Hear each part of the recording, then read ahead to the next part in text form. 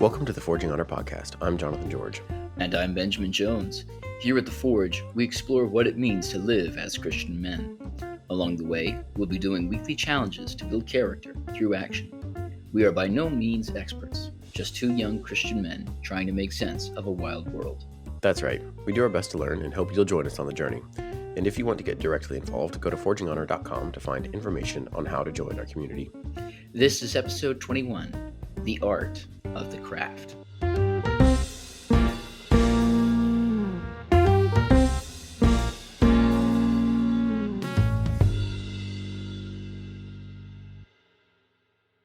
All right. On to the challenge wrap-up. Challenges last for 10 days. That's Monday through Friday for 2 weeks. They are simple daily tasks to grow us as men. This previous challenge was practice your craft for 15 minutes each day. So what did we mean by craft, Banjo? By craft, we basically meant anything. I had a really good definition. Now I've lost it. Basically, it was anything where you were outside of work, so it wasn't a work related activity, where you were honing your talent, we might say, particularly in a creative or productive way. So I think here we're mostly looking towards artistic things, whether that be writing or music or art, woodworking. Yeah, artistic things, but I mean, they could be manual, like woodworking would fit into that category. I did not. Yeah, but as opposed to like exercise. Do you know Right. what I mean? So yeah, but it's the kind of thing where like, what are the things that you're paying attention to? It's taking time. It Put it this way, working on your craft is taking time to achieve excellence, to put it succinctly. Um, Specifically, I think in a creative pursuit. So for me, that was writing and playing guitar. JJ, for you, that was poetry. Poetry. Yes, Well, in theory, we in could talk theory. about how we did. So on this challenge, I think this is my worst ever at a solid 2 out of 10, 20%. JJ. Banjo, you want to say how well you did? Well, I mean, it wasn't my it wasn't my best. I had a 7 out of 10. Okay, 7 out of 10, vastly better than 2 out of 10. That's more than half. One of my things is always like a goal of like, I think 50%. I feel Hmm. like, I've done the challenge. I didn't feel like I did the challenge on this one, even though I did produce 2 small poems, which is fine. But I wanted to talk about kind of how we experienced working at a quote unquote artistic craft for 15 minutes a day, because I've never sat down and intentionally thought, now I'm going to work on my poetry. It's usually, oh, that's a cool idea. Let me write that down real quick before I forget it. Hmm. I'm in the middle of work or school or so whatever it is. Um, and so this was a new experience for me, and it just felt so difficult to even muster the energy to go do. Like I don't know Really why. interesting. Did you experience? I mean, you did 7 out of 10 days. Did you experience that at all? No, well, so I mean, it's always like, oh, this is gonna be tough.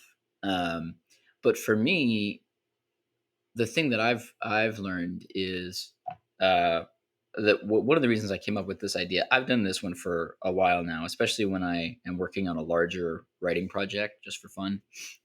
All my habit that I set is, all right, for this week or for this month, I'm going to set aside 15 minutes where I have to write. And I don't have to write well, but I have to write for 15 minutes, and I can only write for 15 minutes. In other words, I can't like use this 15 minutes to say I'm going to go write and then like hop onto YouTube real fast. It's got to be only I can either write for 15 minutes or I can sit and stare blankly at the wall. Those are my two options. Um, and I got that from just like studying a whole bunch of different writers that I really admire. All of them said the thing that they did in order to keep at their craft was set aside time. For them, it might be like an hour, it might be 2 hours, but where they're there at the computer, at the typewriter with pen and paper, whatever, and they're just taking that time to write. And I thought, okay, so that seems like that's a skill that you need to develop. Um, I think it's one of it's either Gilbert or Sullivan from the Gilbert and Sullivan, writing duo. um, said that if I waited around for inspiration, I never would have written anything. Um, and so Interesting. I take that to heart, because that's how I am. I think for me, it's not so much about like, oh, I have this idea and I need to get it down. It's like, oh, I have this big idea and it's going to take me 3 weeks to really nail it, and I need to make sure that I'm dedicated enough to sit down and not just dream it, but do it. You know, Right, right. um, but I think you and I probably come to writing in a different way. Probably you're a little bit more poetry oriented than I am. I'm a little bit more prose oriented. That's true. I've written a short story or two, and I've taken my time on that. And when I've really taken the time, I'll spend like as my wife is aware, a week or two. Just that's all I'm thinking about, all I'm talking about until it's done, and then okay, Yeah. now move on. I think one key difference I'm noticing is every single person you've mentioned, their profession was writing, like that was their Right. job. Yeah. And so I wonder how much of that is they are built having to build in the discipline of a job, of work Hmm. into an unstructured type of work, right? Right. There's no one out there saying, all right, you're going to come in at 8 o'clock in the morning and you're going to start writing, and then you're going to have your lunch break, and then you're going to be, there's no one doing that for you, Yeah. No time clock. right? Versus for me, like I have the hours I need to be putting in my job Hmm. regardless of what I'm doing, right? So adding the extra discipline, any extra disciplines in my life are layered on top of that, right? So you're fitting it Right. into what you already do. So I wonder if there's some of that going on, but I don't think that's all of it, to be honest. That's a theory I have. I think the other piece of it is, there's something about if you're attempting to force yourself to work on something artistic, like that's one of the, at least for me, it almost feels like it kind of blocks it for a little bit at first. Like I definitely felt like at the end of that 15 minutes, I'd accomplished something, Yeah. but it took time. Like, I mean, it's really not that long. 15 minutes, that's not long at all. But like the No, it's first 10 not. minutes is like, I don't know what's going on. Yeah. And for me, the 15 minutes is usually, and this happened a couple of times this week. 15 minutes is usually not okay. I'm only going to write for this 15 minutes. Usually, the 15 minutes is just enough time for me to start getting an idea of where I'm going to go, and then I usually write for an hour. Right, right. And so it's a nice little launch pad into where I want to go. But then the nice exit ramp is okay. Today is just a bet. Like I had 1 or 2 days this week where it was like I am a terrible writer today, and it's not coming, and I'm just going to take my 15 minutes and leave, and that'll be it. Um, but then I think there's a lot of value in saying, okay, today was not my 15 minutes. Tomorrow might be though. Like I get to come Right. back, I get to take another swing, um, and I get to rework whatever it is that I didn't write today. Um, but I think there's a misconception about the arts or the Mm, humanities where a that's a waste of time, and b that it's um, just totally this like from the heart inspiration moment by moment thing, you know. um and as a writer, I feel very deeply that writing is writing is definitely hard work.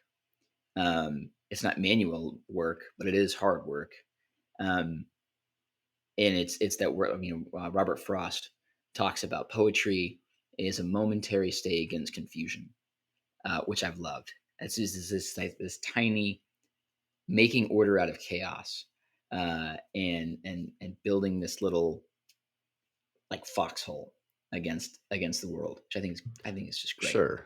Yeah. But it's hard work to do that. um, and I think most people see someone pursuing an artistic endeavor and Hmm. they think, oh, he's just wasting time, you know.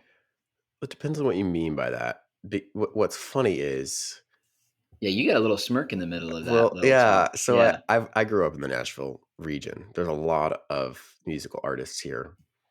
Right. Um, I know a fair number of writers because um, there's a school here, a liberal arts school, and then also a small writers' room that happens here pretty regularly. But I know a lot of the folks that are there. What you're saying, kind of justifying what you're doing a little bit, is the same thing they say. Like it's actually Yeah. hard work, like it's Uh-huh. worth it, et cetera, et cetera. And I hear that from the people that are trying to do it full time. I don't hear Right. that from the hobbyists like myself. Like personally, I think poetry is great. I agree 100%. Like what Robert Frost is saying, that's a beautiful thing. I don't disagree with what you're saying. I'm saying I think writers tell themselves this, like they're trying to justify it to themselves more than other people are actually telling them that. Does that make sense? Like I don't see people in my See, this is workplace. exactly the kind of Philistines that we're dealing with on it. Yeah, this is you're the kind of person we're trying to fight out here. No, you're fighting yourself, Banjo. I That's my point. Is like everything you said is stuff I agree with. Like I think Yeah. writing is a worthwhile pursuit. I think it's actually difficult, et cetera, et cetera. I never hear that from people that aren't trying to do this full time. Oh, Anyone so that's you're saying we over the lady doth protest too much, methinks. a little bit, A yeah, little it's bit. it's like because I know plenty of people in the full time, um, the non artistic workforce, you could say, Sure, yeah. who they love they write or they do music for a hobby. It's all hobby stuff, and they love it. They never try to justify it, and they really look up to the people that are able to do it full time. Mhm. Right? It's like, wow, that's something I could never do. That's pretty cool. Right? There's Yeah. there's none of this. Well, that's that there's that character, the person who's like, oh, that's not a real job, exists in television, written by writers, right? Like that. It doesn't. Well, I have not found that person in I the workforce. I think it's less in, like, the workforce. It comes in, like, the smaller you go, because family cares about you, family loves you, and so Okay, I when you see. Like they want you to be gainfully employed and make money, right, right? and, Okay, yeah, yeah, I'll yeah. be like, that's yeah, okay, so they're right, and so I See, think that's a writers different question, though. I think that's not like is this worthwhile? That's a Banjo. You have a wife you have to support. well, yes, I That's am aware. so there's Uh, there's a different question going on there. no, but yeah, I mean, you're right, but to your I guess maybe to your point, if you're going to make and we should probably backpedal just a second to say that the point of this exercise, this habit, is not to become a professional in your craft. Right, right. It's just practice. Just as it happens, I would like to be a professional in my craft. Um, so there's that. So this may not be useful or worthwhile to other folks, but maybe we'll just dive down this rabbit hole anyway. Um, I think as someone who wants to be a writer full time, it's tempting to say, okay, like other professions, you go to college and then you kind of like are kind of given the path forward, like okay, go work this small unit and then build your way up, kind of a thing until you rule the company or Right. whatever. There's a clear set of check boxes. Right. With writing, it's like, okay, maybe there's check boxes. Maybe it's like write your first short story, get published, work on your novel, get published, right? There are definitely milestones, but there's no one Yeah. imposing that on you. Yeah, and it's also not like um it's not like a quota. Like Right, right. for example, like if I've written a lot of short stories. None of them Mhm. have ever been published. Like I have to keep writing until one gets published. And Mhm. there's no like window on when that can happen. Do you know what I mean? And so Right. as someone who wants to be a full-time writer, I spend most of my time thinking about, okay, if I'm going to get better at this craft, and I think writers do need to like young writers, I think, need to push themselves into thinking of writing as a craft because otherwise you think it's, oh, I need to be inspired, and then you won't work on it, and then you won't get better at the like Right. craft element because and this is where I think the writers that you probably hear from who are like me, this is probably what they mean. Like, I think writers have this tendency to think like, well, once I get this idea, once I like crack the code on like what the new idea is, Mhm. then I will be Hemingway. Then I will become I mean, Faulkner. that does exist in the business world for the entrepreneurial types Hmm. or the people that are trying to come up with the next app or whatever it is. Right. Right? They keep coding, they keep trying, they keep coming up with new business ideas. And they're like, as soon as I find the right thing, right? Yeah, rather than, yeah, just working at it but and you getting better at coding. and it's the little, I mean, it's always the little things, like, and I think this is what I love about being someone who, like, works on their craft, is that you start, I think when you work hard at your craft, you start to see the world in a new way, because you start to see things like, like if I'm looking at a sentence, I'm like, oh wow, the way that they used punctuation here is really unique. I've never seen that before. Or oh, like he's using this point of view and this perspective, and he's using this voice. How did he pull that off, right? And then instead of just kind of like passively receiving the information, I'm like trying to diagnose it and trying to like, so I feel like a mechanic, like I'm taking the car apart and I'm putting back together, and I get to see the world in that kind of like 3D vision and then put it back together. And I think everybody can do that with whatever it is that they're passionate about. I think people who are artists, if I could paint, I wouldn't write, but I can't paint, so I write. Yeah, but you could Um, become a better painter. Like, that's the thing. Everything is open to anyone. Like, yeah, well, it's there's too some late. level of talent some people need, but I've already chosen what I'm going to love. exactly, you're gonna delve into it. Yeah. Um, But right, like if you then you see other art, or even you see, I think, the world in general, and you think, oh, like, okay, so how would I shade that? Like how would I color that? Like when I'm driving down the highway and I like see a tree, I think like, okay, so how would I describe that tree? What are the words that I would use? What's the order that I would put those words in? When I make it a poem, when I make it a paragraph, like what would I choose prose? All of these things. I don't know. Did you have any of those? Is there a particular way maybe you see the world as a coder, or Oh, yeah. any of your Uh, other crafts? no, I definitely see what you're saying as far as, like, as you delve deeper. I think there's a key difference in that most of my crafts, so-called, are simply hobbies that I like to work on, right? One of the crafts that became more than a hobby, became a job, is coding. Mhm. Um, and that definitely, as I have delved into the world of not just coding, but computer science, which technically is not coding. Computer science is its own thing that happens to include a lot of coding. Just for the uninformed, Such as myself. the world of computer science definitely opened my eyes to certain types of patterns in the world and how things will operate together. And it's similar to engineering in terms of the types of problem solving that occurs. It's not truly quote unquote engineering and like the degree form. Yeah. I'm not a engineer, but the world of computer science and understanding how things operate or how they could operate is very fascinating, very interesting. And you see it start popping up everywhere. I mean, especially, there's we talk about like our brains as computers now, right? Right. It's the colloquial language that we use. At one point, Processing. we talked about them like they were machines because that was what was around. Um, so I definitely experienced that. When it comes to things like the hobby ones, it's more those will inform it a little bit, right? The poetry Mhm. of it informs it a little bit, right? Um, and there are definitely times in my life where I've experienced that more. I think because I've been doing it more.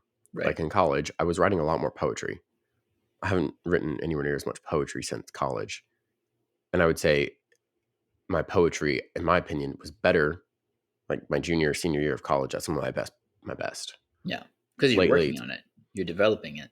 I really was. And I think there was also the fact that I was reading a lot more.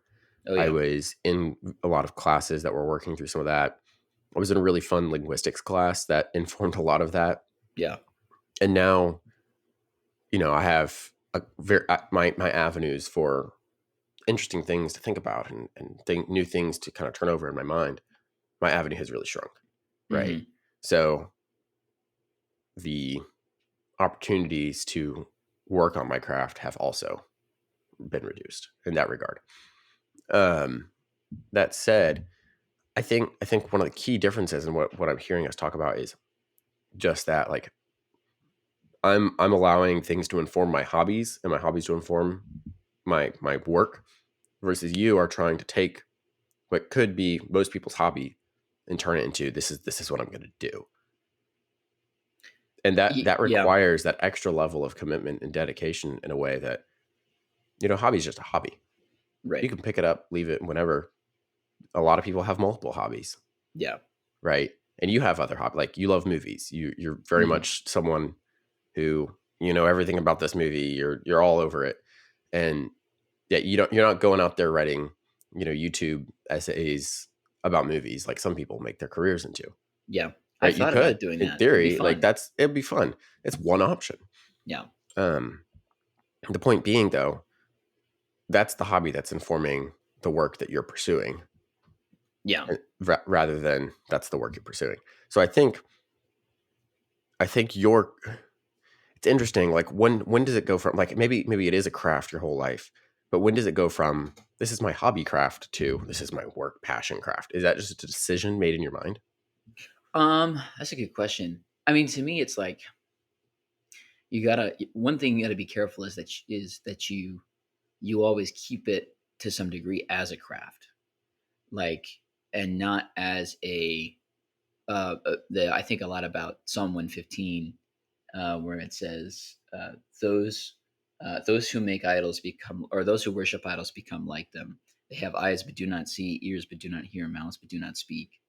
And I think the temptation, especially with people who want to go into creative pursuits where you get paid to do something creative, is you can make that your idol, and you can especially make being famous for your pursuit your idol. And Right. if you do that, then I mean, in some ways, it's the most perfect image of having a mouth but not being able to speak, eyes but not being able to see, where you've lost if you sell your soul creatively, where you're like, well, I'm going to make hacky Marvel movies, and give up my independent filmmaking, where I was actually like saying There's a something. shot fired at a particular set of people. Yep, Anyway, a particular set of people who I'm sure are not listening to this podcast, so I feel safe. Um, but I'd say it anyway. Um, but you're giving up your sorry, this is gonna wax a little too eloquent for some people's liking, but I'm gonna go for it anyway. There's a particular gift that like the best writers, and I'm talking like the cream of the crop, top of the heap writers have, like like Ray Bradbury, or Hemingway, or Faulkner, or Fitzgerald, where there's a sort of prophetic quality where you're able to like see into the heart of a culture, and see where it's going to go, and see like if this is true of us, this is where this is heading, and we need to pay attention. And those books or those works of art or those movies or whatever, those are like really essential, I think, to a culture because it wakes people up. But if instead of saying, okay, this is what the heart of our culture is saying, this is the heart of where we're going, if you sacrifice your craft, and instead of making Michelangelo, you make a McDonald's movie ad, then you lose your ability to diagnose the culture, critique the culture, really see the culture, and instead you just become a product of your culture, if that makes any sense. Did I ramble way too far? no, Did I go no, it too far makes for you? sense. I'm just thinking through some of what you're saying there So I think we don't because you have. kind of you kind of You answered went from multiple one thing. questions in that, but yes, Yeah. You kind of go from, um, I guess what I'm saying is you have to be careful that what you're pursuing is you're still pursuing the the the desire for excellence in your craft, and not the desire for attention, because that's the difference. Is I'm gonna make this. You can do anything with excellence. You can write a comic book with excellence. You can code with excellence. You can drive a taxi cab with excellence. And I think that's a very like Christian, dare I say, reformed notion. Is like there are no unholy occupations. Every occupation can glorify God, um, and a plumber has as much ability to glorify God as a pastor. That kind of a thing. Very Calvinist idea. Um, and and I think if in striving for that excellence and striving to glorify God through your work, through your craft, I think you can really achieve something that's worthwhile. But if you exchange that ability to glorify God, if you exchange that with, I'm going to write something, perform something, create something that's going to get attention, or is going to be popular, or is going to be, fill in the blank, then you sacrifice your ability to be excellent. You sacrifice your ability to glorify God, and inherently that makes the project less worthwhile, I would argue. That makes sense. That makes sense. Yeah, I don't necessarily disagree with that. I think that balance of craft to labor Hmm. almost. And does it stay a craft? I I mean, I think it can. I think it does depend on, like you said, like some people just treat it just like a job. Yeah. Um, but one thing that stuck with me, you said about kind of informing culture, like diagnosing culture and kind of being the heartbeat of culture. I always think that's interesting because you've mentioned that before about authors do that, Yeah. and I always wonder, like, do they know they're doing that? Do the best authors know they're doing that, or are they just writing because they love what they're writing about? I think it depends on the author. Like, I think there's two kinds of authors, and I think both can be good. I think there's one kind of author that says, "Okay, I see what's going on, and I'm gonna write about it." I feel like Eh George Orwell might be in that category. yeah, George Orwell, Aldous Huxley, Ray Bradbury, I would probably put them there. Maybe like Fitzgerald would probably be in that camp. Yeah, I could see that. Steinbeck for sure. Um, and then there are other writers that I think are, for lack of a more eloquent turn of phrase, are just really tapped into the subconscious of what they're writing, or the culture, what they're writing for. And I think as a result, they may not be thinking intellectually about the issues, but they are tapping in, so to speak, to a sort of like dream state where they know, or we should say, they they are creative in this way that really expresses maybe the angst of what's going on in the Mm, world. So I think like Stan Lee is an example of this, um, where I think Stan Lee, if you look at the comic books that he wrote, I think they are invented with Steve Ditko. Um, a character like Spider Man so perfectly fits the pathos, the ethos, the mythos of an American generation. That really taps into something. I think it taps into ideas of nuclear anxiety. I think it taps into questions of what does it mean to be an American. I think it taps into to just kind of like existential angst that comes with being a 20-year-old in America. Like it taps into a lot of things, but I don't think that he was sitting there going, I really need a metaphor for what it's like to be an American male in the midst of nuclear terror in the 60s. Like I think he was just like, oh, what would be a great story? This guy mhm. who could climb walls. Um, but at the same time, he works at his craft Right, in such a way where it's like, okay, well, if I'm going to write a story about a guy who can climb walls, I'm going to do this excellently, you know? right, right. Or I Well, and think he's like, put the time in, right? I mean, yeah, how many characters, how many comics did he draw before he figured out yeah, Spider-Man? I mean, I don't know. and and how I many don't know failed enough about Stan ideas. Lee to know. I But that goes to the question of, like, in general, so I'm Mhm. kind of bringing this back around to the question of craft. Like, let's say you're a woodworker. Yeah. Are you doing it because you love to work with wood? You love to feel the grain and work with, I don't know, I'm not a woodworker. Or are you doing it because it's a full-time thing? Some people are carpenters, that's separate from woodworking, but, like, there are people that are full-time woodworkers. Um, or maybe, like, with guitar, like, there's the artistic side of it, like, you did some Mhm. guitar, um, which is not one you're trying to turn into a full-time gig. No. Like, do you treat guitar differently than you do writing, I assume? Yeah. Yeah. Guitar for me is more, um I'm extremely I think I'm getting this right. I'm extremely right brain oriented. So Okay. I'm very like order, order, order, order. I'm pretty Everything. sure that's left brain. Was that left brain? I'm right handed. So oh yeah, that would make more You're sense. left brain. I'm left brain. Yeah. Um, and I am not so good with um, not so good with the music. See, but Um, right brain is typically the creative side. So here you are working on creative pursuits. I know I'm a weird person. Um, Yes, you are, Banjo. Glad you said it, not me. yes. I Uh, kid, I kid. um, yeah, I just I don't do well with like rhythm. I don't do well with the particular like precision that is required in music. You know, I love the kinds of guitar I love are like blues guitar.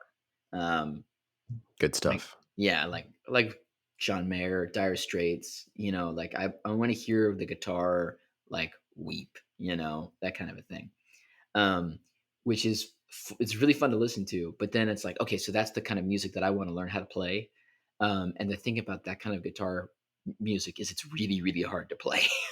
um, so I always like I was like, yeah, I'm gonna learn gravity this week. And my wife, who is an accomplished guitar player, Oh no. is like, honey, I'm not sure that's the best idea. And I was like, well, I'm just gonna try it. I've learned 2 bars. I've learned 2 bars of gravity. That is it. Um, and but for me, it's like, okay, so if I'm gonna be I I need to expose myself to a realm that I'm not excellent in, or not close to being excellent in. Do you know what I mean? Like, Okay, yeah. so that I can keep that muscle open where I'm still growing, where I'm still learning, where I'm still able to say, "Okay, I'm not good at this yet. How do I get good at this?" Um, yeah. Does that make sense?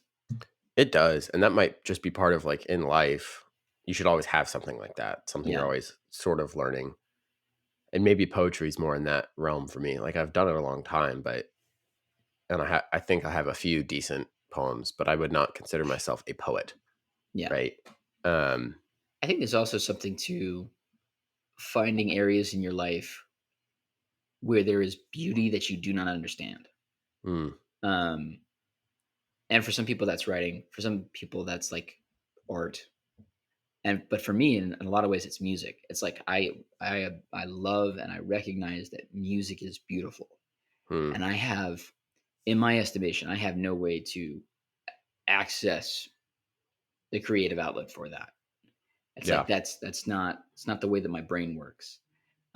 But I want to be like in touch. I don't want to ignore it. I want to be in mm, touch with it. I want to learn how. I want to learn the beauty of that form. right. I definitely feel much more at home with something like music over something like paintings. Painting is something like I've always wanted a cool collection of paintings. But Yeah, I'm like, I don't even know where to be. Like, I don't know what qualifies cool other than I happen to like the look of that. I don't know why I like the look of it. I feel yeah, like that's kind of what you're talking about a little bit with yeah, music, because music, I grew up in a very musical family, so I definitely have a little more of an understanding of like what makes good music and what makes bad music, and why some people sound great and others are like, oh, what's that? yeah, Um, at any rate, point being, I think there's definitely just kind of being steeped in that, right? If you weren't steeped in that music growing up, then you don't necessarily know that. Like the moment, like when, like you mentioned John Mayer and Dire Straits in the same sentence. So do you listen to the latest John Mayer album? I assume not as much. not as I've much. more. Yeah, I've like zipped through it. I haven't Okay, like because sat there's down one with it. track on there where the guitar he's playing sounds exactly like Mark Knopfler. Like it's Okay, insane. I've uh, literally never heard. It was incredible. It made me so happy. I got to go back Anyway, and listen to it yeah, then. you do. The point being, like, there's stuff like that where like those are connections that I'm able to make and I'm able to really enjoy. And I've never thought of that as a craft because I've never worked at it, right? My family works at it and I just kind of sit here. I'm like, yeah, okay, yeah, they're good at what they do. But you pick it up. I pick it up and I wonder, like, for you, like you've mentioned before with like movies, like your dad, he's always dropping those hints and references to movies. So Yeah, you kind of pick it up. I don't know how many movies my dad has seen. You could probably count the number of movies on a very, very, very, very small hand. Uh, um, anyway, point being, like I've not been steeped in that. Not really till college should I get a wider introduction. yeah. And I think that there's It's interesting that you're saying there because I think one of the things about a craft is that it's a craft is like a small thing that allows you to interpret the world. And that's kinda what I'm getting at, like, I didn't practice some of Right. this. You didn't practice some of this. So do you Oh, have to practice yeah. your craft? Yeah, you really do, and But it's what kind I of mean by that is, like, intentionally practice, I guess. right. You need to hone the skill. You need to hone your ability to interpret. Have you had to Um, hone your ability to understand movies, though? I did. I had Oh, to. interesting, I okay. really did. I mean, it was the kind of thing where my dad would drop hints where he would say, we watched The Dark Knight, and I was all excited because I was like, this is an amazing movie. And I turned to my dad, who like always knows the philosophy of the movie. And I turned to him and I was like, "So, what'd you think? Didn't you like it? Wasn't it great?" And he was like, "Yeah, yeah, it was okay." And I was like, "What do you mean?" He was like, "Well, I didn't really care for the altruistic ethic of Batman's, deception there." And I was like, "What?" And I he's like, love that because that's also that's the same problem that I've heard from other people, "Yeah, they yeah." have with that movie. And so I That's was funny. like, "What do you mean?" And so he was like, he kind of like broke it down for me, and I was like, "I didn't see that. I didn't understand that. I didn't know that." So I was like, "Okay, so how do I learn this?" And so I just started. I went to film school online and just through YouTube and was just like, okay, so what does this shot mean? How does this dolly zoom work? What does it mean when you cut between these two things? What's the connection between? And I just would spend like hours doing film study and figuring out. I would read books on it, and then like I would get to the point where with my dad we'd be watching a movie, and I was like, okay, so this is what I'm seeing. Is that what you're seeing? And he'd be like, yeah, I think that seems like a fair read. And then it got to the point I would like watch a movie that my dad would have seen, and this was like later on, towards the end of college. I'd watch a movie, and my dad would have seen the movie, and I'd be like, so. And then at the same time, I'm learning about philosophy, and I'm learning about these different things, kind of going alongside that. And I'd be like, all right, so I'm watching this. I think that this is a representation of Derrida, or the Hegelian dialectic, and my dad's going, okay, I'll take your word for it. Like, it's like this cool moment where it's like, You're starting I to learn a little more. yeah, where you pass. The, Um, student becomes the master. yeah. No, my dad's much smarter than I am. Um, but anyway, the thing that I've been thinking about with all this is it takes a lot of work to learn to interpret the world in that way. That's just for movies. I mean, you could do that same thing with, mathematics and vectors and all that stuff that I don't understand. But, you know, um in my classes that I'm teaching now, this, especially like the 7th and 8th grade kids and even older, but especially the 7th and 8th grade kids, I've just been realizing like the amount of access that they have to information via the internet and their phones. They have this near infinite amount of information, and they have a near zero method of interpretation. Like they really small children have been given the keys to the intellectual kingdom, and have not been taught how to drive. And it's really cataclysmically bad. Because as soon as they like see something on the internet, they pretty much take it for granted. Like they don't know how to check a source. They don't know how to like check a fallacy. They don't I've know how. experienced that with friends my age where they'll say something like, "You saw that on the same YouTube short I saw, Yeah, and you didn't check the facts." yeah. Yeah, or it's like they didn't check the facts, or they didn't really think through the implications of the thought. They didn't really like play it. They don't know how to play a thought out to its logical conclusion. This kind of thing. Um, and it's just reinforced for me. It's like, okay, I don't have kids, but when I do have kids, Lord willing, it's like, okay, I need to teach my kids how to be able to interpret the world, and that's part of what I'm doing in my English classes. Is saying, okay, I'm trying to give you the ability to interpret the world. What's a metaphor? How do you break that down? What's a simile? How do you break that down? How does one thing as a symbol stand in for something else? Like these are all parts of my craft that I want to pass on to other people because I think it helps them see how the world works. Whereas, your craft of coding is very like order oriented, where it's like, okay, this leads to this, leads to this, leads to this, which is a super helpful logical system to teach somebody. Um,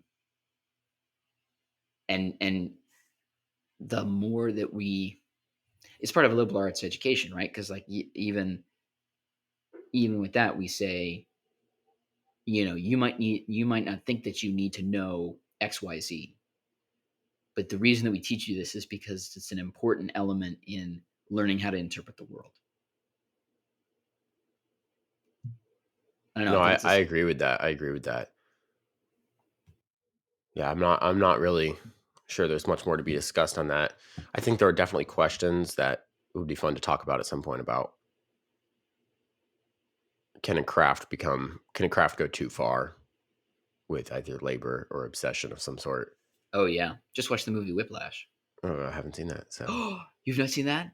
sorry, Banjo. Oh no, no, no. That's There's not a a 9 out of 10 shot that if you mention a movie, I haven't seen it. that's not a face of oh no, you like how could you not see that? That's a face of oh boy, you have not seen that yet. That's a treat. I get to go That's watch Whiplash now. you Okay, yes, it's fun. that's a great yes. I'm trying to change that attitude now. It's not, It's "Oh good. my gosh, you haven't seen that?" It's, Like, how have you not seen that? Yeah, no, it's not that. It's, "Oh boy, you have an opportunity to experience this for the first time." That's yeah. great. I'm That's happy a for cool. you. That's a good change of perspective. Yeah, that's a good one. Well, No, very check good. that movie out. It's a great breakdown of the line between craft and obsession. Interesting.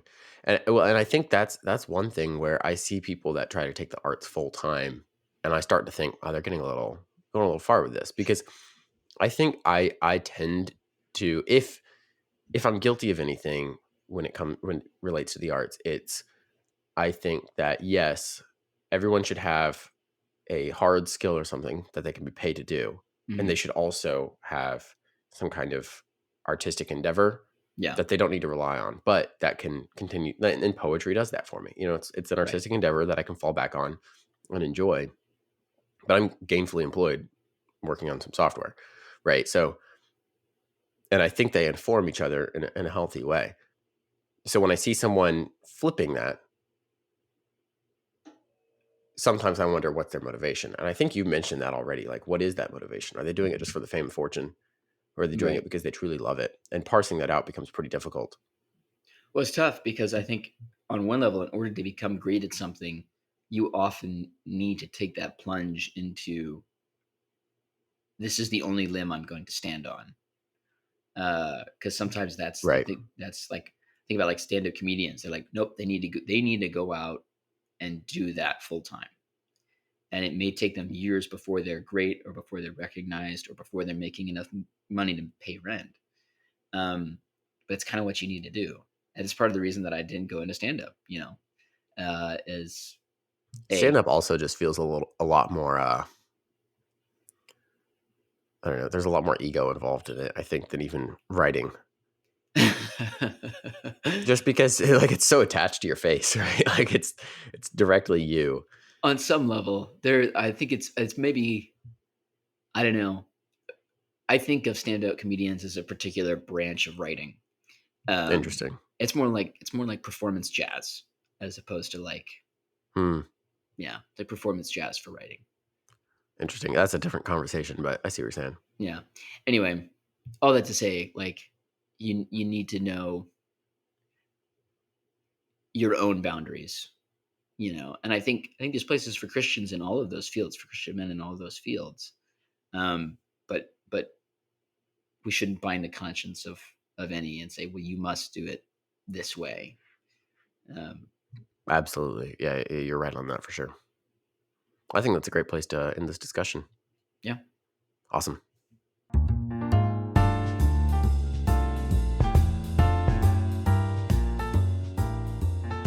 On to the next challenge. As a reminder, challenges last for 10 days. That's Monday through Friday for 2 weeks. They are simple daily tasks to grow us as men. Um, and this one was my idea, and I've done it before. It's walk after a meal. Very simple. Walk after 2 meals if you feel like it. I don't really care. Um, so I was reading something. Let's see, a couple months ago at this point. I read somewhere online. It was just one of those. There's always all kinds of different fads about walking and running, et cetera, right? And I think Right. walking and running are great. I happen to do both. Um, but different people have different reasons for doing them. But I saw one recently was like, you should walk after a meal. Like you don't need to set aside an hour of time to walk. Just walk for 10 minutes after a meal. It's going to help with your digestion, help you feel more awake, especially if it's after lunch and you're going into the afternoon slump of the day. For me, anyway. Right. And, there's so just general health and well-being and helping you process your food. And I think it's a good idea. So I tried it over the summer briefly. I really enjoyed it. I'd like to try it again and share it with some other folks. So that's the point of this. Excellent. Any stipulations on length of time for the walk or anything like that? I think just minimum 10 minutes. And you can go longer. I've gone for as long as 20 after a meal because I was feeling good that day. But 10 minutes is enough to get in. If you're walking fast, like maybe a half a mile. Hmm. If you're walking a little slower, that's still a decent distance. And it's long enough for you to actually get into it. Um, yeah, it definitely helped me not feel tired after lunches. So you could try varying it, see if you feel better after a breakfast or a lunch or a dinner, just depending on your meal times. Um, and maybe see if other people want to walk with you. Like I ended up, my wife would walk with me some days. That was nice. Get some conversation in that we wouldn't have had otherwise. So Sounds good. Yeah, I think this is gonna be a fun one. I'm looking forward to it. It's for me, this kind of thing is less intimidating than the sitting down and writing poetry. I think because I felt the need to produce something versus this, it's like you're going for a walk and you finish the time you're done. Yeah, So get in, get out.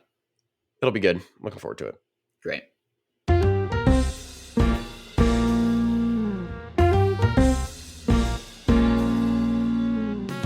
This has been the Forging Honor podcast. Music and production is by Elliot George. For more information about what we do or to learn how to get involved, visit our website at forginghonor.com.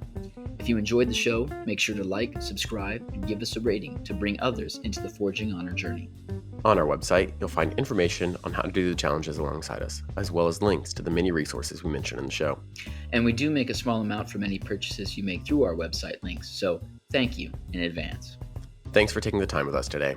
We hope you'll take up the work alongside us and join us in the task of forging honor. We'll see you next time.